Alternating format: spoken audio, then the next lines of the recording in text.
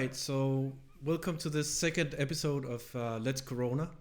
Last call was with Wasim in Bekaa in Lebanon, and today I'm talking with Rabie.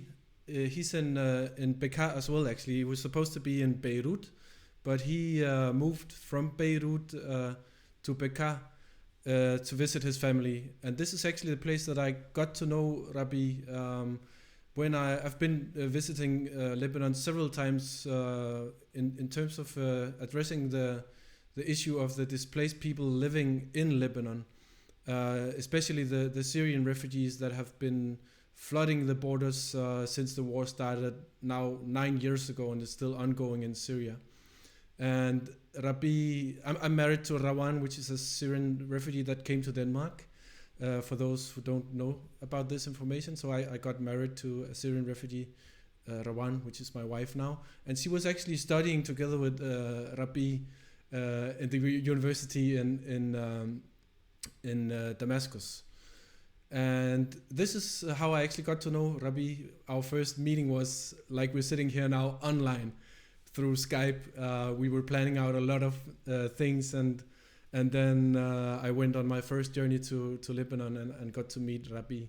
And you can see him on the screen now on my right. Before I give the word to Rabie, I'll say Rabie is sitting in the garden in Bekaa at his amazing uncles, Khali Khaled and all of these guys that have been such a great help every time I've been going to Lebanon. Rabie is working as a stringer, so he's one of those invisible guys that knows all of the connections and getting around. And today he's joining in this Corona talk directly from Beirut, and I'm very pleased to have you here. Welcome, Rabie. How are you doing? Hello, Oh, yeah. one second. I'm here, and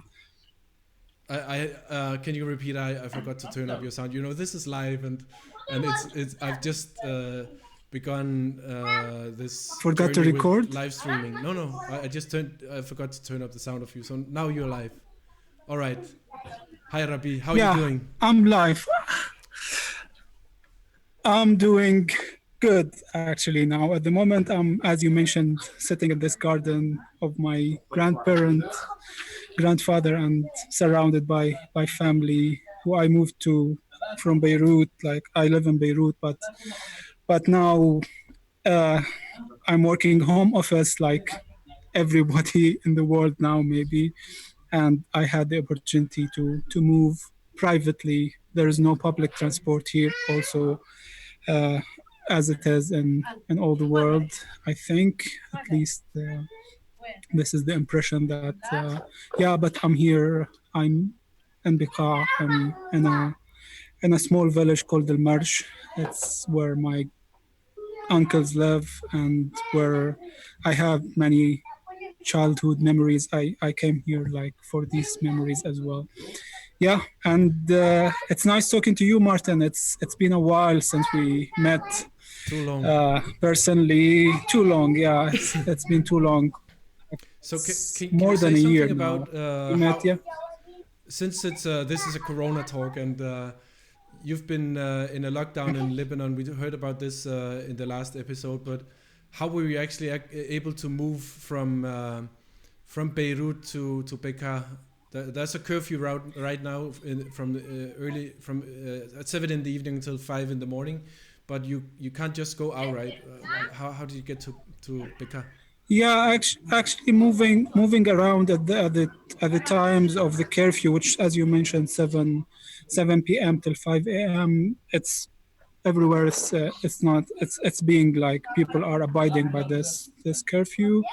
But I moved before, like during the daytime, and actually I moved privately with my uncle's car. So it's, as I said, there is no public transportation now. Like I I am I have been thinking of this move like for a while, but like that it might be dangerous for me, for others, but then because I'm taking all the precautions, and I'm trying to, yeah, sanitize my hands, clean my hands every time, like always spraying whatever I touch, whatever.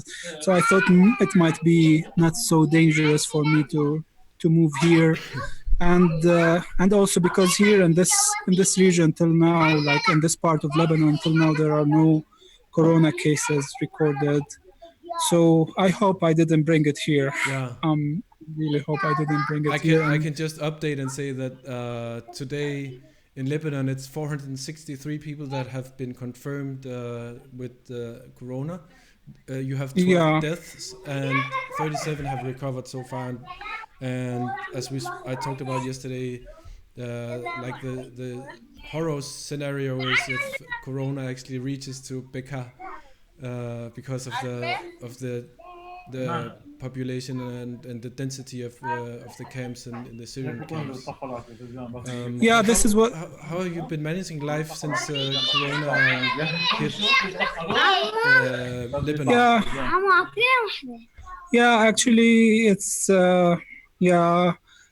been now two weeks that the lockdown has been like tightened on like places, and then that escalated into the lockdown of like blocking airplanes from coming to Lebanon and from flying. That was the 13th of March. Actually, the last flight. No, not the last flight, but the positioning of this restriction on flights started that in the second week of March. Then escalation happened. Like there was the curfew is the last thing that was imposed now. Like we cannot move now from 7 p.m. till 5 a.m. outside of the house. And how do you? And now I mean, your family, you can hear there's kids around and there's a lot of people. One of the things which is enforced in Denmark, you can only meet to the amount of 10 people. Is there any restrictions on how many people you can stay together? Yeah, actually, there are restrictions on gatherings, more like any gathering, any small gathering, even less than 10 people. The police, where it can like operate, because there are places where they cannot operate, like in many places in the country. But anyhow, like it's wherever the police can dismantle like gatherings, they are doing it. Like for example, in Beirut, there is the Corniche, which is usually a place where a flood of people is walking or running or stuff. Like I walked there last year's even, like not more than 2 people are allowed in the car, and this is making a problem for taxi drivers. You know, Lebanon, there is the carpooling thing, and taxi drivers depend on it, but it's not allowed now. Only one person is allowed in a taxi. There are many restrictions, and even in shops. And I live in Hamra, and like in Beirut, which is like a central district of the city, and there at least like there is so much tightening of the rules, and the shops are giving fines and stuff. Like if non-essential shop opens, like if it's not food place, if it's not a medical place, a pharmacy, it's fine if they are found open. And now it's time for delivery. It's delivery time. Everything's being delivered. I was offered the delivery of from the barber to cut my hair before. So the barber would actually drive out and then cut you at your location? Yeah, they will come home and cut your hair. Yeah. Wow. I still didn't try that, and I wouldn't try it. Like it's not that essential, I guess. Like yeah. And then we had a call a few days ago, and you talked about like the the whole economic situation. I mean, and also we had how do you think this will affect the economy in Lebanon? You are under a lot of pressure, anyways. Like every time I'm visiting, there's economy has it has been even worse and worse. And last time I was there in November, Yeah, people were really suffering, and now you have this catastrophe hitting all of yeah, Lebanon. How does it yeah. Actually, affect the economy in Lebanon? yeah. Actually, you're saying you were last year in November, but not last year, the year before, no, because things got even worse since Mm. last year. Like 2000. 2019 was so bad economically, like the economy was going bad and bad and bad, and yeah, more toughness on people, which made on October people uprised to their uprising that came a little bit late, uh, compared to the region and other places, and people marched to the street, and an uprising went from October 17th, in the streets of Beirut and everywhere. Actually, this was unique. Every city in Lebanon witnessed this uprising, and people were demanding for their rights. And unfortunately, this uprising was used by the government to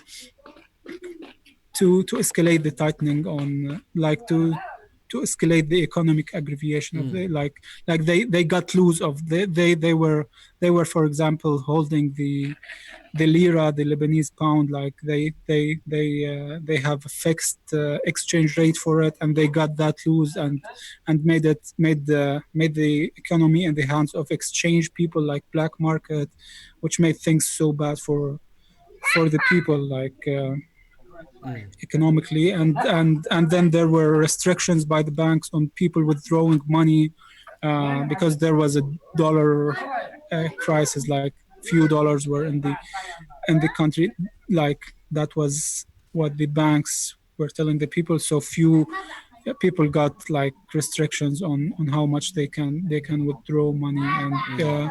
yeah, this made the economy so bad, and You also had worsened. these And massive demonstrations all of the end of last year and the beginning of this year, and you spoke about that a few days ago.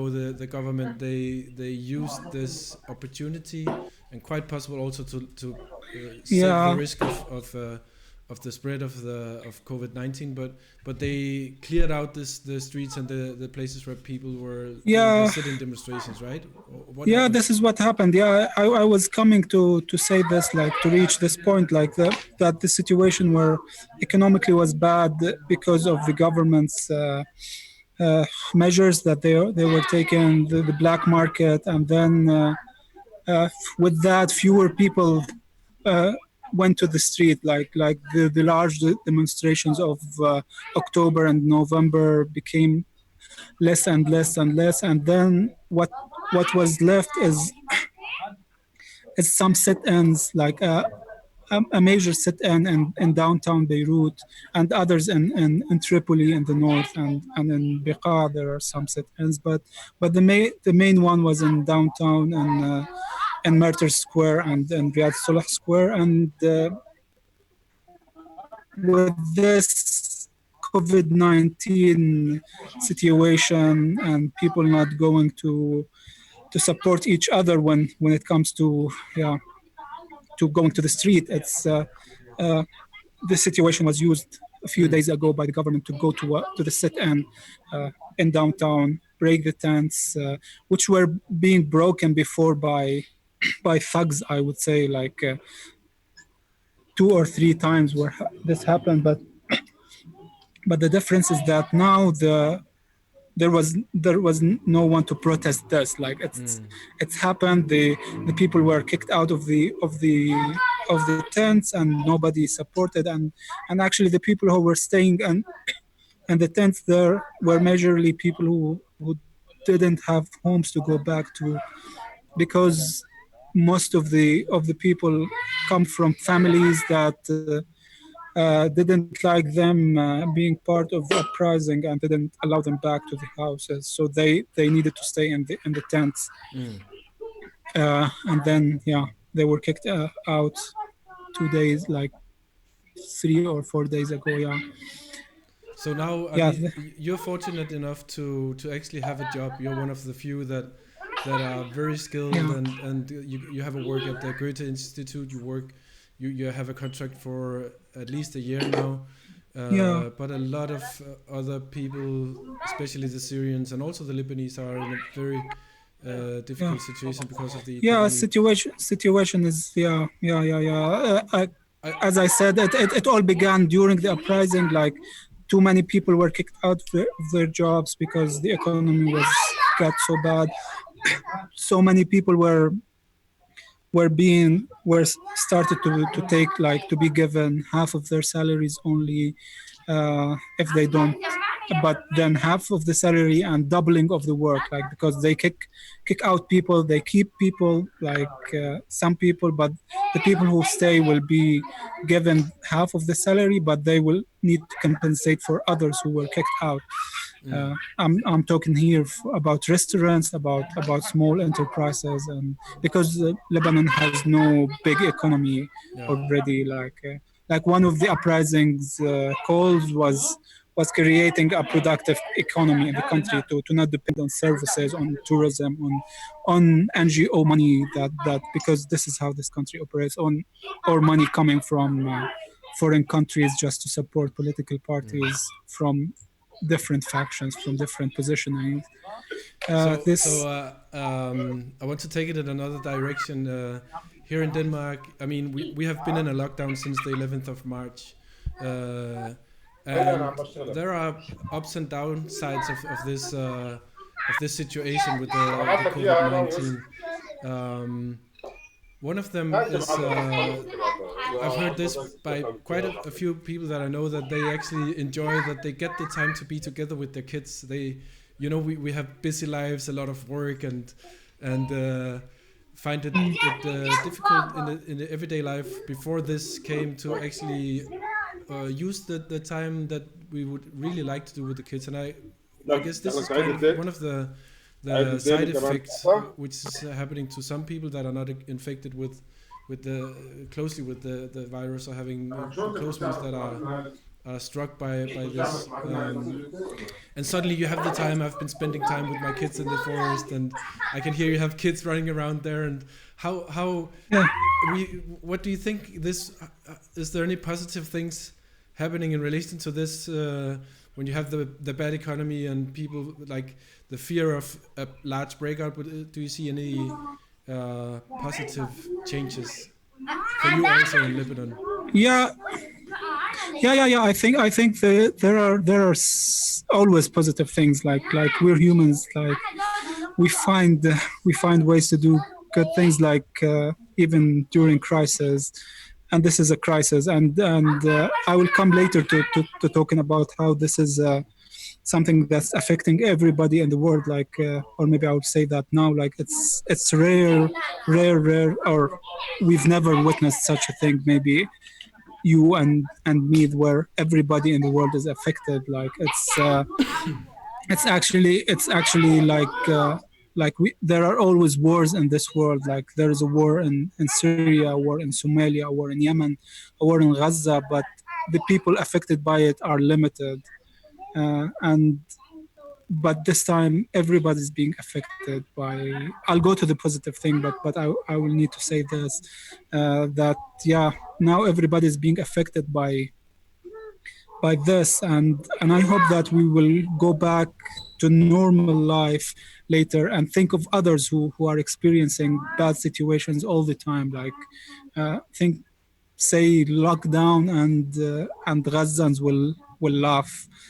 Like you've been locked down only for 1 month. We've been like this for forever, for all our life. Some children grew up in lockdown, and they were not allowed to be to practice normal life that others practice in this world. And people of Yemen, people of some parts in Syria that Homs or Douma that experienced lockdowns. The Yarmouk camp where I come from, like it was in a lockdown. It was PCH and it was, and we're fortunate now that we don't have food shortage because these areas had food for like shortage and they couldn't get medical assistance for long times.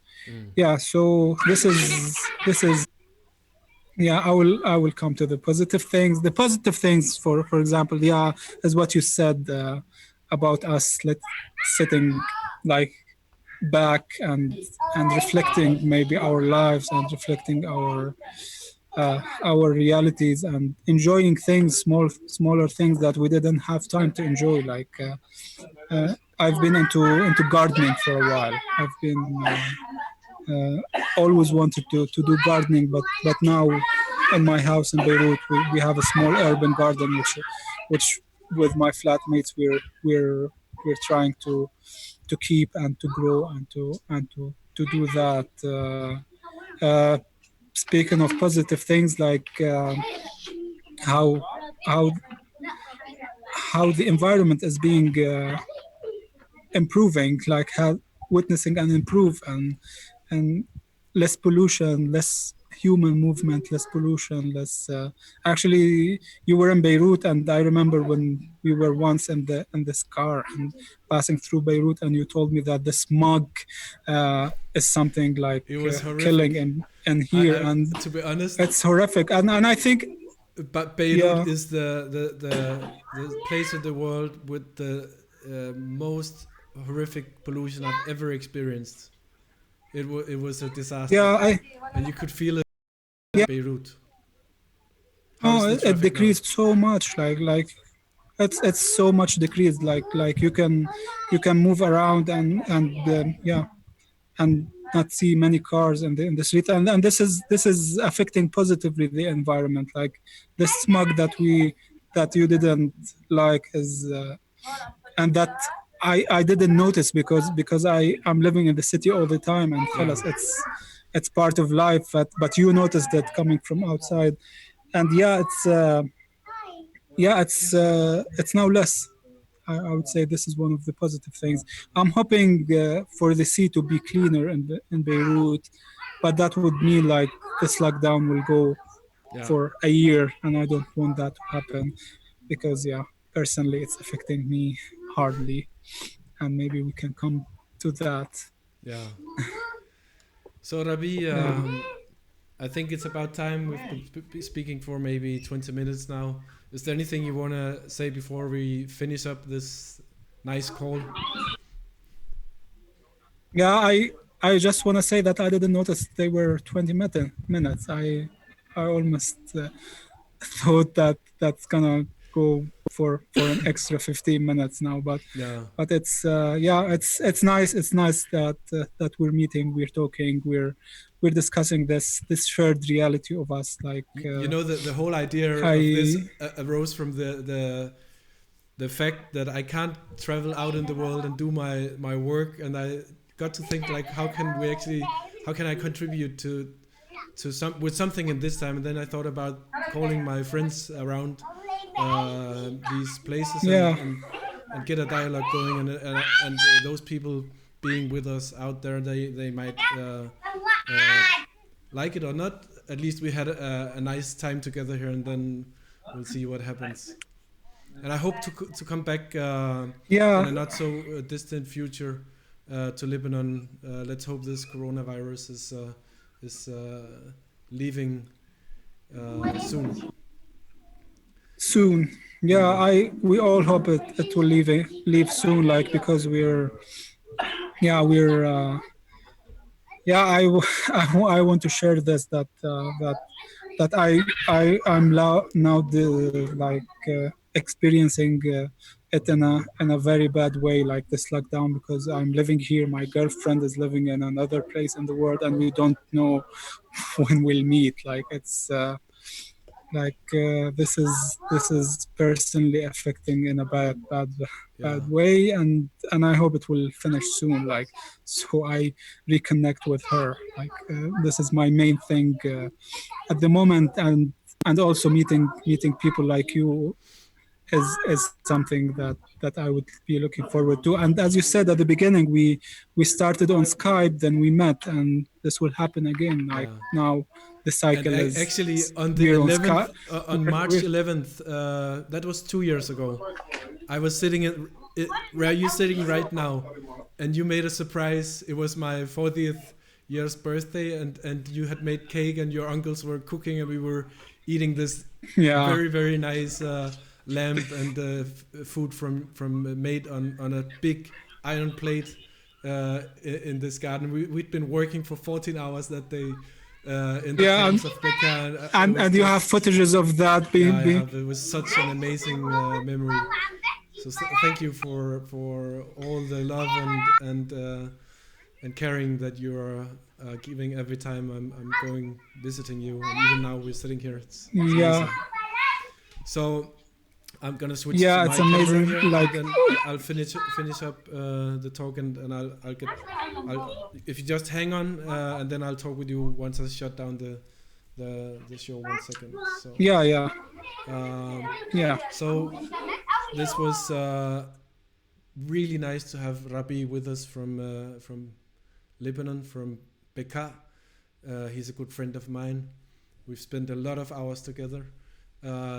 My next call tomorrow would be with Firas Abdullah. He's also from Syria, but he's in France. He's actually in France, which is on a strict lockdown. He can only go outside for 1 hour a day.